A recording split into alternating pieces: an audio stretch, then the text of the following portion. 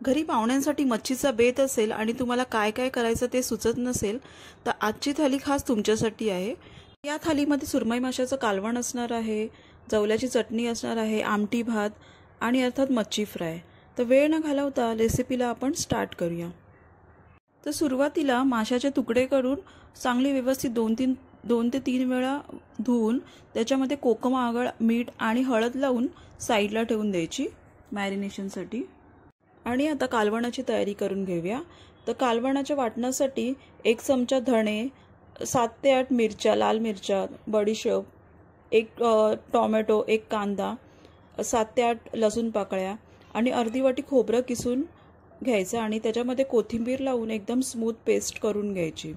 आणि मच्छीसाठी जे घेणार आहे कालवणाला त्या मच्छीमध्ये हे वाटण टाकून कोकम टाकून घ्यायचं आणि तेल चांगलं कडकडीत तापल्यावर 5 ते 6 लसूणच्या पाकळ्या आहेत त्या ठेचून त्या तेलामध्ये ब्राउनिश करून घ्यायचे। आणि नंतर मग हे वाटण आणि मच्छी टाकून आपल्याला जसं तुम्हाला थिक हवं असेल किंवा पातळ हवं असेल त्या कन्सिस्टन्सीनुसार पाणी घालून चांगली उकळी करून घ्यायची।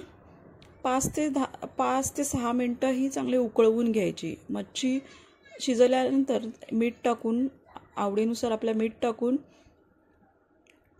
उकळी करून घेतल्यावर हे आपलं कालवण रेडी होतं। तुम्ही पाहू शकता मच्छी पण व्यवस्थित शिजलेली आहे। आणि त्यानंतर मच्छी फ्रायसाठी आलं, लसूण, मिरची, कोथिंबीर मिक्सरला वाटून घेऊया।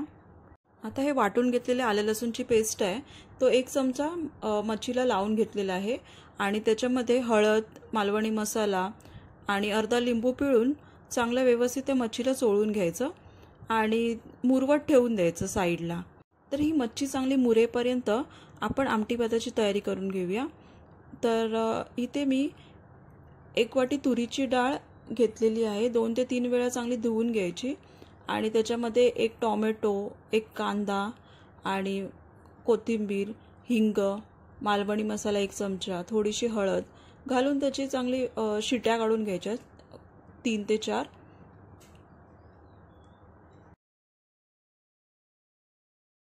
कुकर थंड झाल्यानंतर ही डाळ फोडणीला घालायची आहे। त्यासाठी तेल, जिरं, राई, कढीपत्ता, लसणीच्या पाकळ्या ठेचून घालायच्या आणि ही डाळ चांगली घोटून त्याच्यामध्ये मीठ आणि हवी तेवढी कन्सिस्टन्सीनुसार पाणी ओतून ही आपण फोडणीला द्यायची।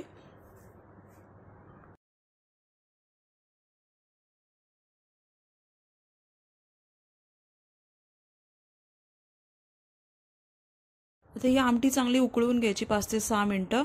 चांगली रटरटीत उकळल्यानंतर ही आपली आमटी रेडी आहे। आता ही मच्छी फ्राय करून घेऊया। त्यासाठी तेल चांगलं कडकडीत तापल्यानंतर ही मच्छी आपण फ्राय करून घ्यायची आणि मच्छी फ्राय करताना चांगलं हे तेल कडकडीत तापायलाच पाहिजे, त्यानुसारच ही मच्छी व्यवस्थित अशी होते। कारण का आपण ह्याला रवा किंवा कोणत्याही प्रकारचं पीठ वगैरे लावलेलं नाहीये। तर डायरेक्टली अशी ही मच्छी करण्यासाठी तेल चांगलं कडकडीत तापलं गेलं पाहिजे। तर तुम्ही बघू शकता ही व्यवस्थित अशी एका साईडनी चांगली फ्राय झाली तर दुसऱ्या साईडनी ही अशी परतवून घ्यायची आणि त्याच्यानंतर वरती आपण हे कढीपत्ता त्याच्यावर ते टाकू शकतो। कढीपत्त्याचा फ्लेवर चांगला येतो त्यामुळे ही कढीपत्ता टाकून परत एकदा उलटून घ्यायची। तर आपल्या अशा प्रकारे ही आपली फ्राय मच्छी ही रेडी झालेली आहे।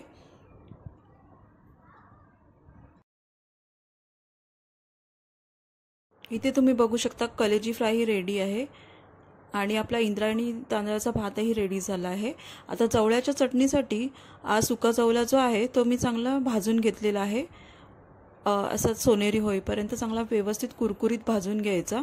जवला चांगला कुरकुरीत भाजून घेतल्यानंतर तो एका ताटामध्ये ओतून पाकडवून घ्यायचा आणि त्याच्यानंतर चांगला बारीक कांदा चिरून त्यात मीठ, मसाला, हळद आणि 1 चमचा तेल टाकून कांदा चांगला चुरून घ्यायचा आणि त्याच्यामध्ये तो भाजलेला जो जवला आहे तो त्याच्यामध्ये मिक्स करायचा।